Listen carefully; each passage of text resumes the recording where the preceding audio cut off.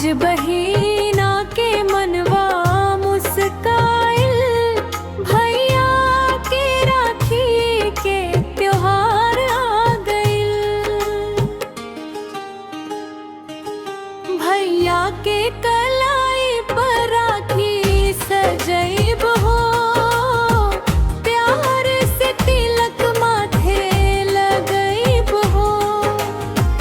जन्म जन्म की रिश्ता रहे, भैया तोहरा से नहिया निभैब हो।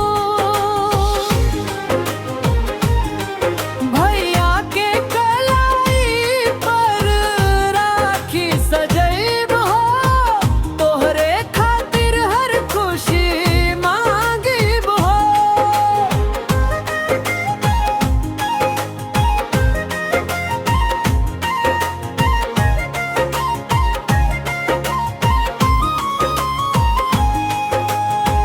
छोट रहनी जब तू हमरा के सतावत रहला, कभी हंसावत रहला। माई से छुपा के मिठाई खिलावत रहला। गिर जाए तो दौड़ के उठावत रहला। ओही दिन के बात तो याद बा, तोहरे बिना सूना लागे परिवार बा।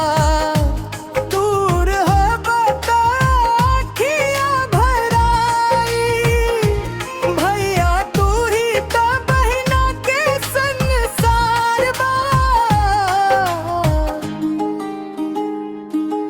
भैया के कलाई पर राखी सजैब हो, प्यार से तिलक माथे लगैब हो। जन्म जन्म के रिश्ता रहे, भैया तोहरा से नहिया निभैब हो।